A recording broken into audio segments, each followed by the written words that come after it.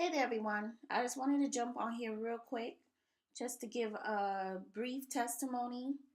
And it is with regards to the 40-day fast that I did. And as the Spirit quickens me to what to reveal, I obey and do as I'm told. Now, this very testimony comes with regards to the scripture in Proverbs 16, verse 7, which reads, "When a man's ways please the Lord, he maketh even his enemies to be at peace with him." So, when I did my first 40-day fast, I was going through a lot of turmoil with the internal and external enemy amongst us. Even with my own self, not conforming and changing to the person that the Most High intended for me to be, because I had so many distractions and so many willful ways. Like, for instance, I wanted to do what I wanted to do. I wanted to be what the world wanted me to be. I wanted to assimilate with the world and be friends with the world in hopes that they would accept me, as well as straddling the line and going into religion and wanting the Most High to do things for me. And I couldn't have both. You know how the scripture says, you can't have two masters. You have to give up one and serve the other. So there was a lot of turmoil going on in my life. Lost my job. And, well, I wouldn't say lost it, but was making a transition into another area in my life, or another chapter. So it was a very tight time in my life. Money was tight. I was staying with my parents for a short time. But this was a time when I decided, look, a lot was going on. It's now or never that I'm going to have to trust the Most High. When you're backed up against the wall and you have no other choice but to trust Him. I don't care who you are or where you are at right now in your spiritual walk. If this message is able to bless you, I hope it does. But the Most High caused something very supernaturally powerful to happen during and after that 40-day fast, which showed me that it is not for your enemy to change. It is for you to change. Because once you start to change and become who the Most High intended you to be, everything else will fall in line. During that fast, my enemy was the one who was helping me and providing for me to be able to have sustenance, to be able to have money in the bank, food on the table, and to move out of my house, my parents' house. And I knew that if it wasn't for the Most High's hand over me, because He was trying to show me, you need to fall in line and come back to the scriptures, come back to your first love. And there's nothing I won't do for you. Okay? Me and the Gentiles were getting together. We were like powwowing it up for the time, and but I knew that if it was not for the Most High, this wouldn't have happened. I had a myriad of opportunities to get any job and any opportunity I wanted in their kingdom. Okay? I had a very large sum of money put into my account by means of my hard work, but I thought I would have to fight for it, but he just released his hand off of it, and boom. Things started to line up, and peace started to come into my life. There was a point where there was a guy who was a seer, and he would come up to me and he said, the Most High said to rest in His peace. That's what He tells to His people when you start to obey Him and you start lining up with him. It's not for your enemy to change. It's for you to change, Israel. You over there hitting out against all of these other people. But we need to come together and do as he says. Walk in his way. I had to make sure that every single thing, I had to just obey blindly. I don't care if the scripture said I was supposed to do it. I'm doing it. I'm going to love him with all my mind, heart, body, and soul. I'm going to love my neighbor as myself, because it's not what they do. It's what I do that makes the difference. So for that whole time, during and after, it was like walking in a place of peace. Even that peace that surpasseth understanding took away the anxieties. So he started to reveal more and more to me. This is why I understand where you have righteous Gentiles who will come and help you, because it's only for the hand of the Most High to lift off whatever spirit off of them, so that he will help his people who he knows isn't going to turn and start worshiping them, the people who he trusts, the people who he knows that their heart is with him.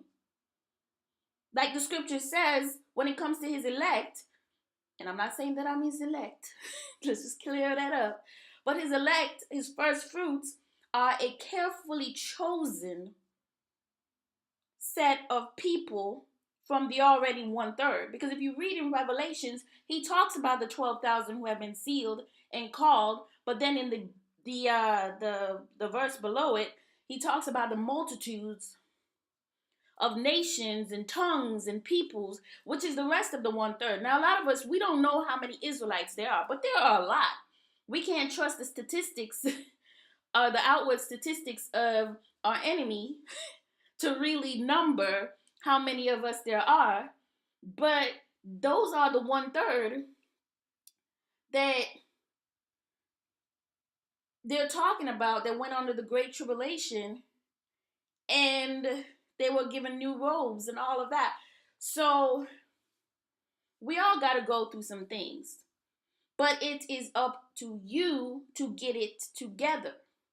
Remember, the Most High's holy people were you, right? To be a holy people, you have to be blemishless. That is how the first fruits are chosen. They are the people who choose to go wherever the Lamb goes, which is to walk in his way, which is what Yahushua said for his people to do. Walk in his way, not in man's way, not in your own carnal mind's way, but in his way. And if you walk in his way and read his scripture how he is, he wasn't creating division amongst his people. He was trying to bring unity and peace in abundance. But some of our people today, they don't want to be saved. I'm convinced some of y'all don't even want to be chosen. It's a very sad, sad situation. But once you completely, truly understand the scriptures, the Most High will start to manifest certain truths in your life. And the reason you're not seeing these manifestations is because you're not walking in his way. If a Gentile is keeping the laws, commandments, and statutes over, one of the Most High's people, as he said, 2 parts will go. 2 parts will be taken away because of their disobedience and their willful ignorance. They refuse to walk in the Most High's way. And they would rather turn away the people he sends to help them, or slander them, or destroy them. Because, tell me, because a lot of people think prophets or people of wisdom or people who came to teach or preach were always popular. If they were, there would be no 400 years of slavery. If they were listening to them. Yeah, we see where Jonah went and he spoke to the people of Nineveh, and they automatically just went into fasting and praying. But not all of our people are like that. Not all of our people are willing to obey. They will say they're obeying. As we said, we have reprobates amongst us who will say one thing and do another. The double-minded, unstable. That's why we said trust the Most High. And the scripture says to not have confidence in man. Because I've seen this manifestation where he has made me walk in peace with those who are considered my enemies. And I realized one big factor. It's not about them. It's about us. It is about what you do in your time here. Individually, you're given the scriptures and you're given these laws and the statutes and the commandments to get to know him within this time, which is running out. Because as I told you all, this dream came in heavy. I woke up with the Most High is coming on my mouth, and in my mind. He is coming. Okay, and he's coming to bring his wrath upon all of those who still won't fall in line. You too busy causing unity and dissension and pettiness amongst the body. Okay, instead of preaching unity, instead of telling your people what they need to do to get on the train of the Most High, you over there finding out who you can oppress and who you can subjugate and who you can continue to stomp under your feet in your own oppression.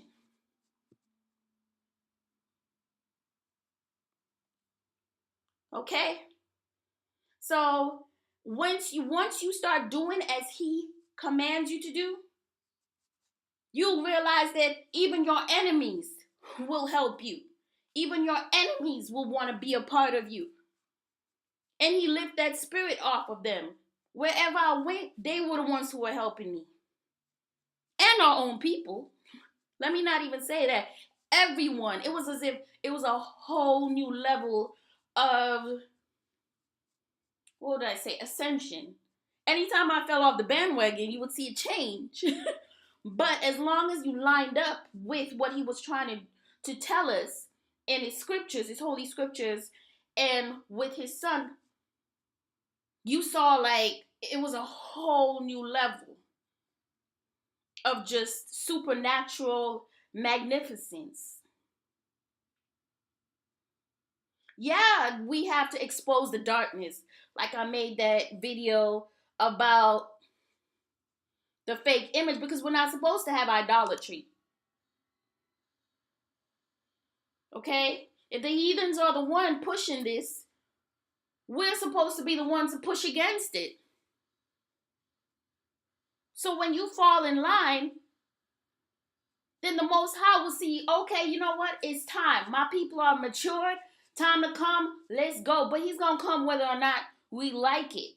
Because some of y'all don't want to be saved, and some of y'all don't want to be chosen. Some of us are ready to get up on out of here because we understand that the architect of this world and this planet said he has mansions for his people. And a lot of us over here living in abject poverty or in the struggle and in division. Who likes to argue every day about stupidness? Who likes to argue every day about nonsense? Huh? Who likes to live in strife and debating around and around and around the block and getting nowhere? Fall in line. Let the Most High heal you. There are people walking around with the scriptures and they have wounded spirits and wounded hearts, throwing out all kinds of wickedness against their own people and then claiming that they're chosen of the Most High. I've never seen Yahushua do any of that. In the scriptures I'm reading and you know his character, and I'm just like, who are these people? They claim they're of the Most High, but their spirit is so nasty. And then there are some people who jump up with them and say, oh, my spirit resonates with you because you both have worldly spirits. Okay? The prophets of the Most High were not popular, or his preachers or his teachers. They either killed them, sent them up to die, or did other evil to them. Because if they followed what they were saying and obeyed, then there wouldn't be no 400 years of slavery. So it's not your popularity, because the scripture says, woe unto you when all men speak well of you. For so did their forefathers of the prophets. They're talking about all of y'all who think that because you have a large following or everyone listens to you, that you are clearly sent of the Most High. And you might be, but that is not a mindset for you to hold on. Okay? There's a wicked pathology amongst our people that cause certain types to continue to subjugate other types. See, the Most High does not second or, well, he's no respecter of persons, but where does he say that you're supposed to subjugate each other in Israel? That you're supposed to be oppressing each other? But then maybe some people just, they need healing. Let's just say that. You need to let the scriptures heal you and renew your mind. Because if you're still walking around spewing hatred and causing division, like this one pastor I saw, who, rest in peace, he was stirring up division in the body. Okay, and you have so much time to get it right. You might look around and you might think, oh, okay, you said nothing wrong. And then out of the blues, destruction comes upon you. Because a lot of people I've noticed, they like to say, oh, well, this person sinned, and you use the old people's or the older people in the scriptures sins to try to justify the sin you're committing now. Oh, well, this one did it. Oh, well, that one, and where are they now? The Most High is the judge of all judges. Okay? And if a lot of them, their sins, nothing was wrong with it, then we wouldn't be here. We've got to use intelligence. We are very intelligent people. The Most High didn't create defective type people, okay? Your mind just needs to be put under the blood and under the power of the Most High and let him work on you. Just don't go around spewing hate and wickedness amongst your people. You need to fall in line, and I say that in the nicest, most respectful way, and obey him. Obey the word without even question. Okay? Without just say, look, Father, because if you're making a mistake, but he knows that you are trying your hardest, he will reward you and he will bless you. This is a time where he has his hand out on his people and awakening them in this highly spiritual time, pouring out his spirit on his sons and daughters, on our old people, our young people, his servants and his handmaidens. Okay?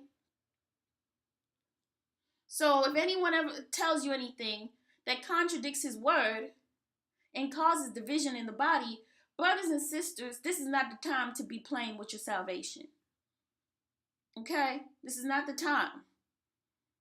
This is why when he says love a lot in the scriptures. Because love is that highest level of spiritual energy that overcomes all. Negative energy sinks you lower, and positive raises your spiritual man. And another thing also, when it comes to fasting and praying, brothers and sisters, ensure that you are reading scriptures and being filled with the Ruach HaKodesh. Because even at this time, if you're not doing the things to feed your spirit man and you're just letting him lay waste, you put yourself in danger of some other spirits coming up into you, seeing this empty body. You're not praying, you're not doing any of these things.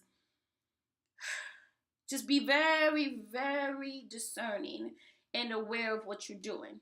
Anyway, I didn't mean this to be so long, but brothers and sisters, have a wonderful and blessed rest of your Shabbat. And shalom.